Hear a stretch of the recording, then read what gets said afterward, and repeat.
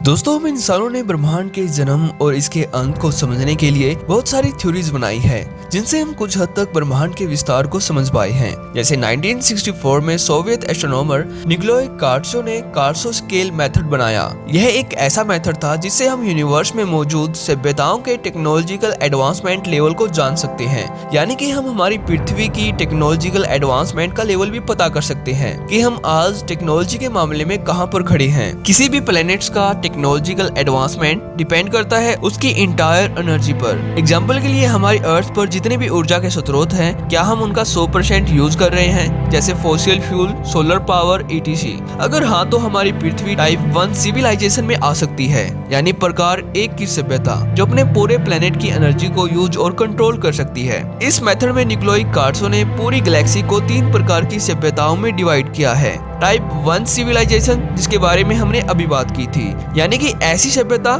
जो अपने प्लेनेट में मौजूद इंटायर एनर्जी को स्टोर और यूज करने में सक्षम हो, वह प्रकार 1 की सभ्यता कहलाएगी। टाइप 2 सिविलाइजेशन, इसको स्टेलर सिविलाइजेशन भी कहा जाता है, यानी कि ऐसी सभ्यता जो अपने प्लेनेट की इंटायर एनर्जी के साथ साथ दूसरे प्लेनेट्स की इंटायर एनर्जी को भी यूज और स्टोर करने में सक्षम हो, उसे हम प्रकार 2 की सभ्यता कहेंगे। टाइप 3 सिविलाइजेशन, इस सभ्यता को गैलेक्टिक सिविलाइजेशन भी कहा जाता है।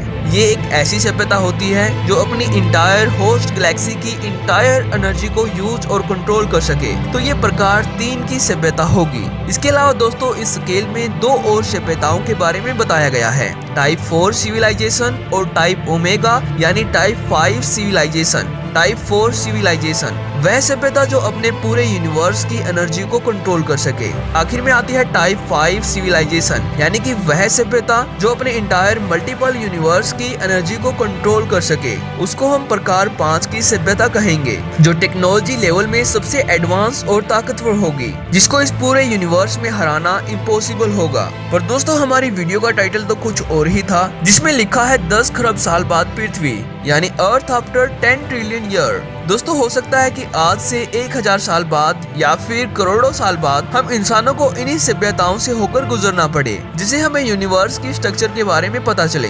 पर यह भी हो सकता है कि हमारा इवोल्यूशन किसी और ही डायरेक्शन में हो और आज से करोड़ों साल बाद हमारा पूरा यूनिवर्स पूरी तरह से तहस नहस हो जाए। तो दोस्तों, इस वीडियो में मैं आपको यूनिवर्स की उन थ्योरेटिकल इवेंट्स और इमेजिनरी इवेंट्स के बारे में बताऊंगा जो हमारे यूनिवर्स की करोड़ों सालों के बाद की स्ट्रक्चर को एक्सप्लेन करेंगे। तो चलिए वीडियो को स्टार्ट करते हैं। 1000 years into the future। दोस्तों, आज से लगभग 1000 साल बाद हम इंसान काफी हद तक एडवांस हो जाएंगे। हमारी दुनिया की 19% चीजों को आर्टिफिशियल इंटेलिजेंस कंट्रोल कर रही होगी। ये हमारे चारों तरफ होगी और हमारे शरीर में भी इम्प्लांट की जा चुकी होगी। तब तक इंसान दूसरे प्लैनेट्स पर ह्यूमन कॉलोनी बना चुके होंगे। स्पेस में जाने के लिए रॉकेट्स नहीं बल्कि स्पेस एलिवेटर का यूज होगा।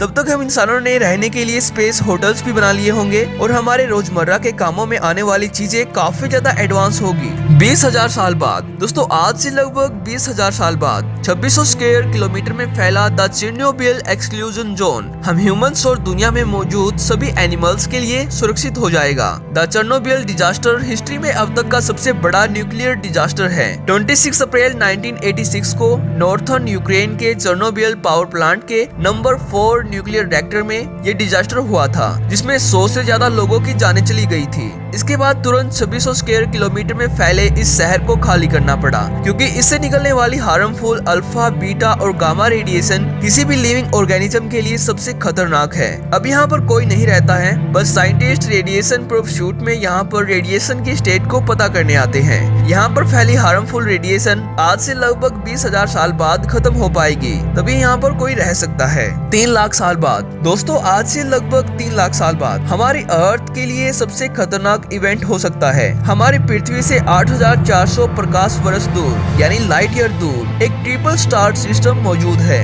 जिसका नाम है WR104। पूरा नाम है वोल्फ रेड स्टार या फिर वोल्फ रेड नुबेला। और आज से लगभग 3 लाख साल बाद यह ट्रिपल स्टार सिस्टम एक सुपरनोवा में एक्सप्लोड हो सकता है, जिसमें से निकलने वाली गामा रे बर्स्ट पृथ्वी पर मौजूद हर एक चीज को पूरी तरह से खत्म करने की ताकत रखती है। गामा रे बर्स्ट ब्रह्मांड का सबसे स्ट्रॉन्गेस्ट और ब्राइटनेस्ट एक्सप्लोजन है। जितनी एनर्जी हमारा सूरज अपनी लाइफ में रिलीज करेगा, उतनी एनर्जी गामा रे बर्स्ट कुछ ही सेकंड में रिलीज कर सकती है, जो हमारे इंटायर अर्थ को कुछ ही सेकंड में जलाकर राख कर देगी 250 मिलियन साल बाद। दोस्तों ये एक हाइपोथेटिकल प्रेडिक्शन है कि आज से लगभग 250 मिलियन साल बाद पृथ्वी पर मौजूद सभी महाद्वीप एक साथ टकराकर आपस में फ्यूज हो जाएंगे और एक सुपर कॉन्टिनेंट का निर्माण करेंगे। अमेरिका की नॉर्थर्न वेस्ट कोस्ट की मूवमेंट के कारण कैलिफोर्निया अलास्का के साथ कोलाइड हो जाएगा। सेम इसी तरह से सभी कॉन्टिनेंट टेक्टोनिक प्लेट्स में चेंजिंग के कारण आपस में टकरा जाएंगे और एक सुपर कॉन्टिनेंट का निर्माण करेंगे। इस प्रोसेस को पेंजिया प्रोक्सिमा हाइपोथेसिस के नाम से भी जाना जाता है, जो 1982 में क्रिस्टोफर स्कोटिस ने दी थी। पर दोस्तों ऐसा कुछ होगा भी, वो आज से 250 मिलियन साल बाद की प्रोसेस है, जो डरने की बात तो बिल्कुल नहीं है। 800 मिलियन साल बाद दोस्तों, आज से लगभग 800 मिलियन साल बाद कार्बन डाइऑक्साइड लेवल गिरने के कारण C4 फोटोसिंथेसिस प्रोसेस नहीं हो पाएगी। इसके बिना प्लांट ऑक्सीजन को एटमॉस्फेयर में रिसाइकिल नहीं कर पाएंगे, जिससे एटमॉस्फेयर में मौजूद ओजोन लेयर अचानक से खत्म हो जाएगी और बिना ओजोन लेयर के कारण डेडली अल्ट्रावायलेट रेज पृथ्वी पर मौजूद लाइफ को पूरी तरह से खत्म कर देगी। अगर हम इसे बच भी पाए तो आज से लगभग 1 बिलियन साल बाद सूरज अपने साइज से 10% बड़ा हो जाएगा, जिसके कारण पृथ्वी पर टेम्परेचर बढ़ने से सभी लिविंग ऑर्गेनिज्म मारे जाएंगे। हो सकता है पृथ्वी के पोल्स पर कुछ परसेंटेज पानी से माइक्रो ऑर्गेनिज्म बचे रह जाए। 8 billion years into the future, 8 billion साल बाद, आज से लगभग 8 बिलियन साल बाद सूरज अपनी आखिरी ऊर्जा को रिलीज कर रहा होगा। उस टाइम इसका मास आज के मास से 54% ही रह जाएगा। इस स्टेट में ये अपनी आधी ऊर्जा ही रिलीज कर पाएगा, जिसके कारण अर्थ पर लगातार टेम्परेचर कम होता जाएगा। सूरज की इस स्टेट को कहा जाता है कार्बन ऑक्सीजन वाइट ड्वार्फ। इसके 14 बिलियन साल बाद सूरज एक ब्लैक ड्वार्फ में कन्वर्ट हो जाएगा। यानी हम ये भी कह सकते हैं कि इस टाइम सूरज में न्यूक्लियर फ्यूजन काम करना बंद कर देगा। ये अपनी पूरी एनर्जी रिलीज कर चुका होगा। अगर हम इंसान इस टाइम तक जिंदा रह भी गए तो सूरज को देखना हमारे लिए पूरी तरह से इम्पॉसिबल होगा और इसके बाद हमें एक आर्टिफिशियल सन क्रिएट करना होगा जो हमारी पृथ्वी को ऊर्जा दे सके।